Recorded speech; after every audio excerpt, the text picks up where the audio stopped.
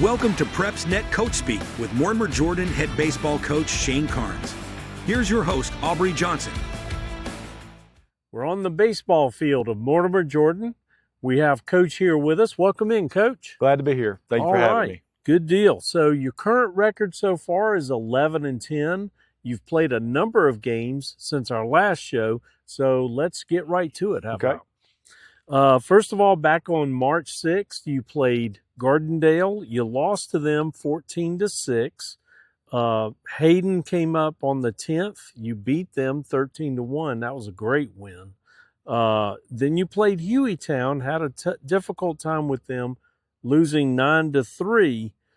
Then on the 13th, you had McAdory. You played a doubleheader and you won both of them. Tell us about those two games. Well, so we did not play very well against Hueytown that Tuesday night, and so we had a little team meeting after the game and said some things that needed to be said. I think the guys received it really well, and when we came out Thursday, we were a different team. Good.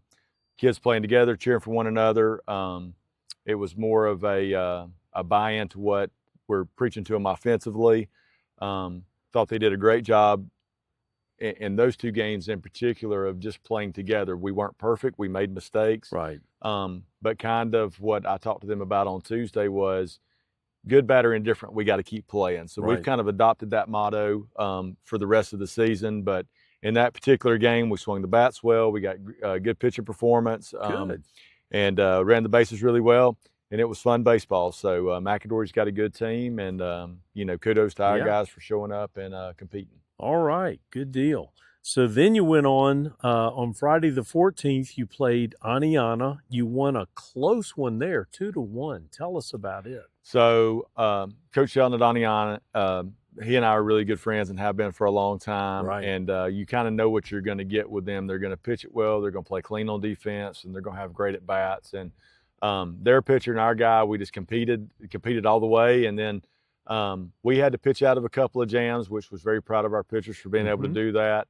And in the bottom of the 7th inning, with 2 outs and a runner at second, Matthew Lucas came to the plate and got the game-winning hit there in the bottom of the 7th to walk it off 2-1. So super happy for him. He's worked very hard and was not a starter at the beginning of the year, but was patient and competed, and has worked his way into the starting lineup. So very proud of him. Good deal. So then you went on to play Jasper on the 17th, which was this past Monday. You won 15-7. And then you played them again in a doubleheader the very next day.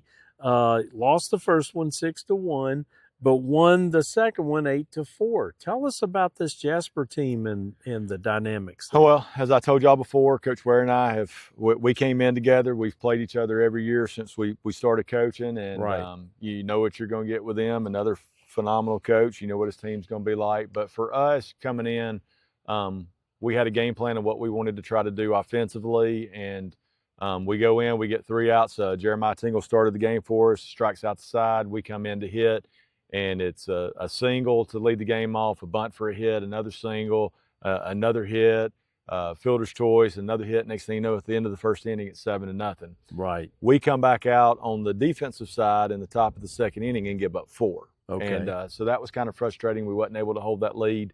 But our guys came back in, and we were able to score 5 the next inning. So, and we kind of held the lead and held them off the rest of the game. But, game 2 last night, they threw a right-hander. He did a really good job. He threw 82 miles an hour. Wow. Had a really good changeup. He located, moved it in and out. And we struggled with that.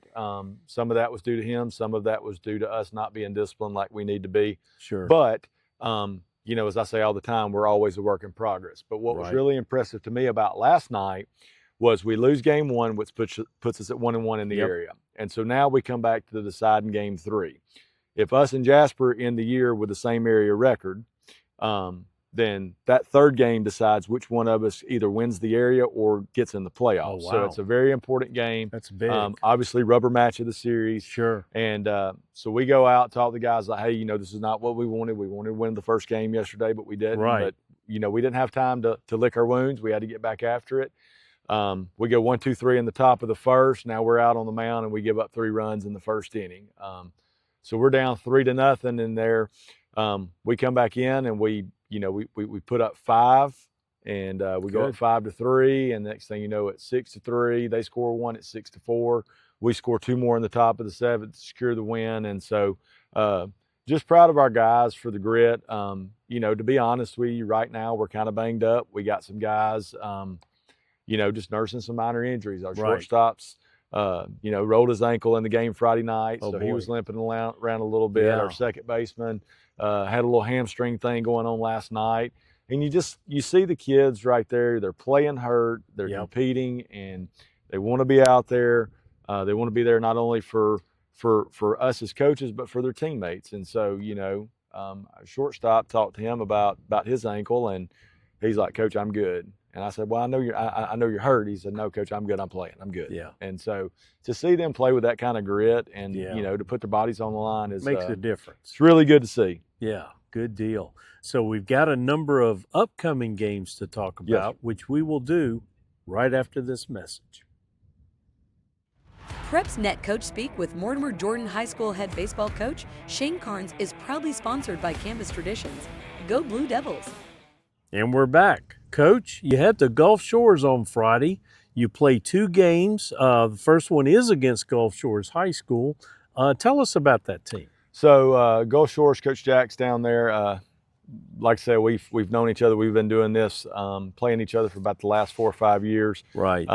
Gulf Shores they graduated a lot. They still got some talented players. They're going to pitch it well.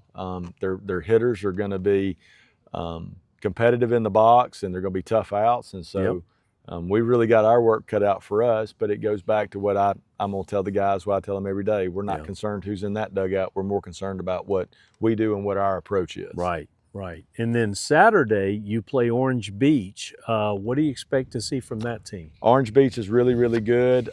They got some talented kids. They have a fantastic facility. It's one of the nicest ones I've seen in any high school in the country. And so, they got nice facilities. I think they've had a couple of players move in. They beat some 7A teams this year. I know they beat Fairhope last week.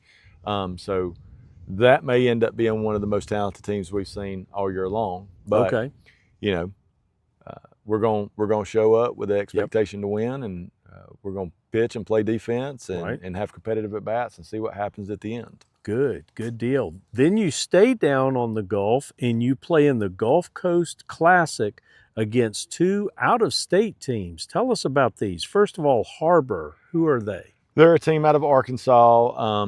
They're a state championship caliber team, very good traditionally. Nice. Don't know much about what they're going to be like this year because they haven't played a whole lot of baseball up to this point just because of where they're at geographically. Right. A little too cold to play early. That's right. They start a little later. Right.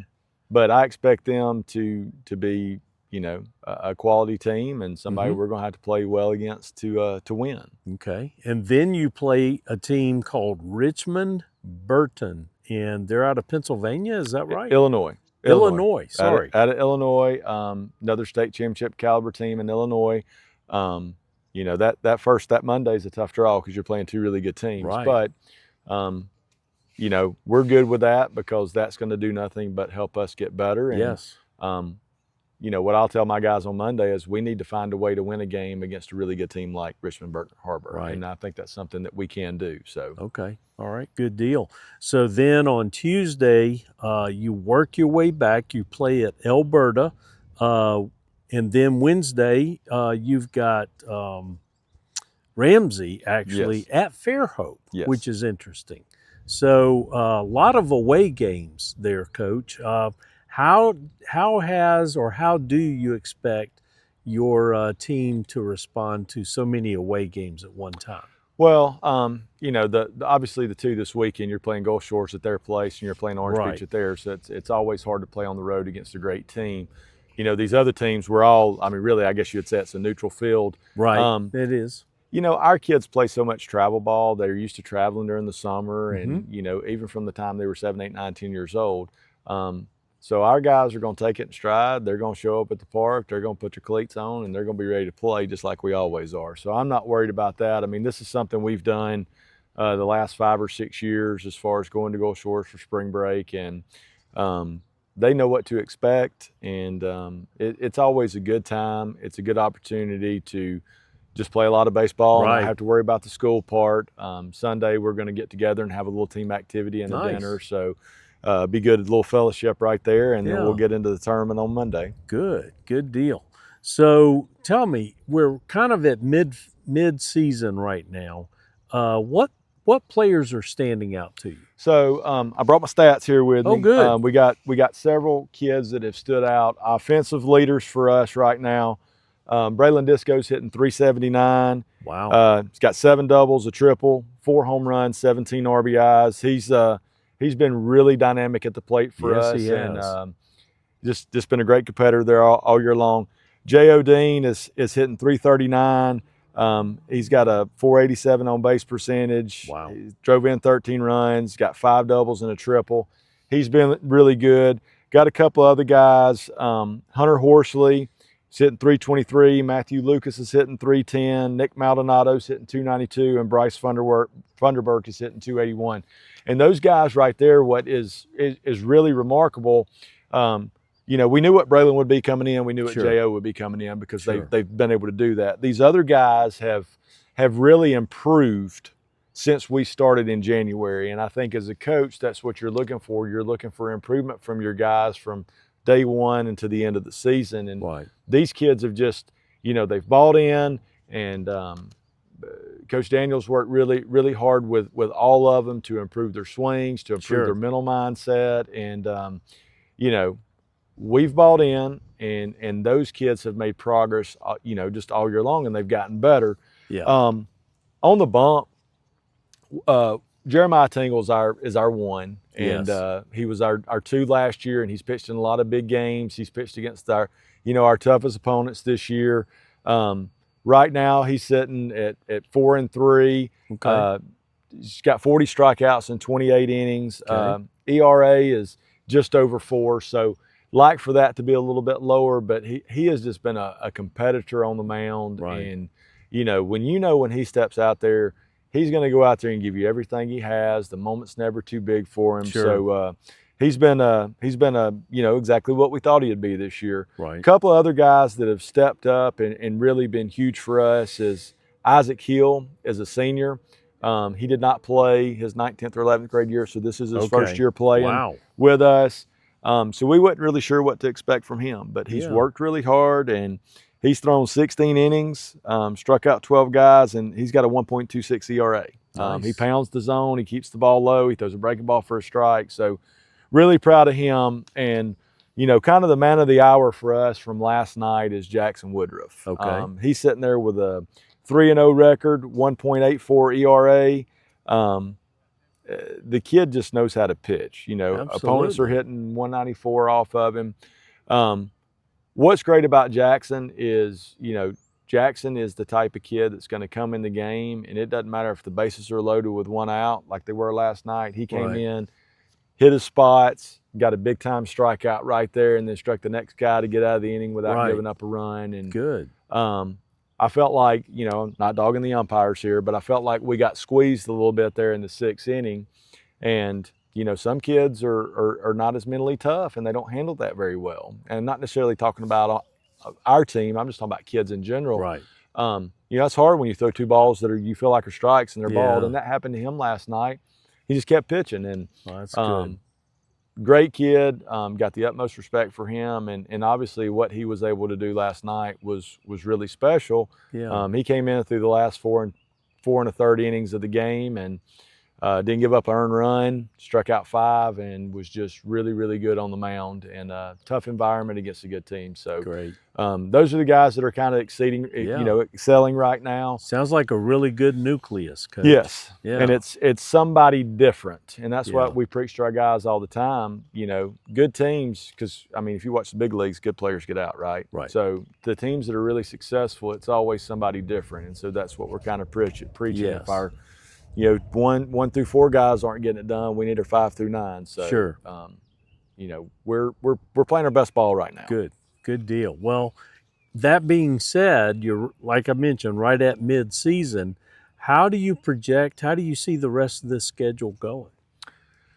So we go down to the beach, and obviously, from what I've said earlier, you're playing some really tough competition. And what I hope that competition is going to do is help us improve. Because when we come back after spring break, we have a series with Clay Chalkville, and they're off. They don't have area play that week, and neither do we. So we're playing them in a kind of a mock area series, just to, kind of stay in that mode of thought or whatever.